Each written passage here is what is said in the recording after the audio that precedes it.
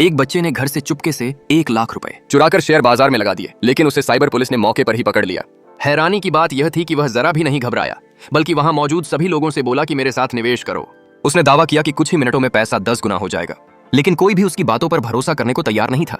सब लोग कंप्यूटर छीनकर पैसा तुरंत निकाल लेना चाहते थे, पर तभी सब लोग दंग रह गए, क्योंकि उसने जो शेयर खरीदे थे वो सच में तेजी से आसमान छू रहे थे। दरअसल उस बच्चे की असली पहचान थी, वह भविष्य से आया हुआ शेयर बाजार का भगवान था। अपने पिछले जन्म में वह शेयर बाजार की प्रतिभा के दम पर दुनिया का सबसे अमीर इंसान बना था। यहां तक कि वॉरेन बफेट भी उससे मिलने के लिए गुजारिश करते थे, लेकिन एक गलती ने उसकी जान ले ली। उसे समुद्री भोजन से एलर्जी थी, फिर भी उसने एक कौर खा लिया और वहीं उसकी मौत हो गई। जब उसने दोबारा आंखें खोली तो वह हैरान रह गया। वह 20 साल पहले लौट चुका था। ये तो पुनर्जन्म है। उसे साफ याद था कि इसी दिन उसके पिता इलाज का खर्च न उठा पाने की वजह से अपनी जान गंवा बैठे थे। इस बार वह यह दुखद हादसा दोहराने नहीं देना चाहता था। अपने पिता के पैरों का इलाज कराने के लिए उसे पैसे चाहिए थे। उसे याद आया कि घर में आखिरी 1 लाख युआन बचे हैं, तो उसने चुपचाप वो पैसे उठाए और शेयर बाजार में लगा दिए। लेकिन बच्चे को यह नहीं पता था कि उसका कमरा चारों तरफ कैमरों से भरा हुआ था। उसकी माँ एक माता पिता और बच्चों की सच्चाई नाम के टीवी शो में भाग ले रही थी और यह सब लाइव प्रसारण हो रहा था। दर्शक यह देखकर सन्न रह गए। एक छोटा बच्चा न सिर्फ चोरी कर रहा है, बल्कि शेयर बाजार में पैसा भी लगा रहा है। सबको पूरा यकीन था कि यह बच्चा कुछ ही देर में पूरी तरह बर्बाद हो जाएगा। माँ यह देखकर घबरा गई। यह तो घर की आखिरी जीवन रक्षक पूंजी थी।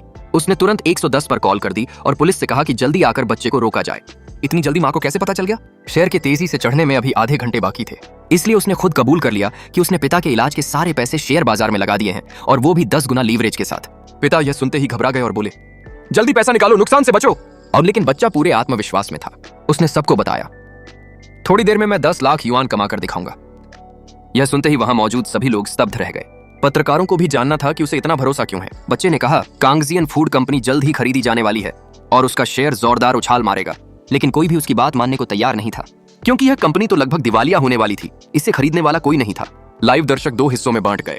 कुछ लोगों ने बच्चे पर भरोसा किया और तुरंत मोबाइल निकालकर उसके साथ निवेश कर दिया, जबकि बाकी लोगों का मानना था कि यह बच्चा जरूर फंस जाएगा।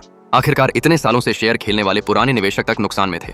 यहाँ तक कि कार्यक्रम के होस्ट ने एक शेयर बाजार विशेषज्ञ को बुलाया, लेकिन उसने भी उस शेयर को लेकर नकारात्मक राय दी और कहा कि यह बच्चा पूरी तरह कंगाल हो जाएगा।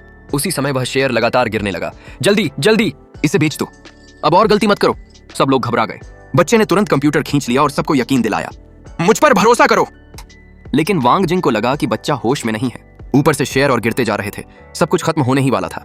वे जबरदस्ती कंप्यूटर छीनकर खाता बंद करने ही वाले थे कि तभी कहानी ने अचानक करवट ले ली। ये तो बड़ी आंत का मामला है। तुम आखिर कर क्या रहे हो?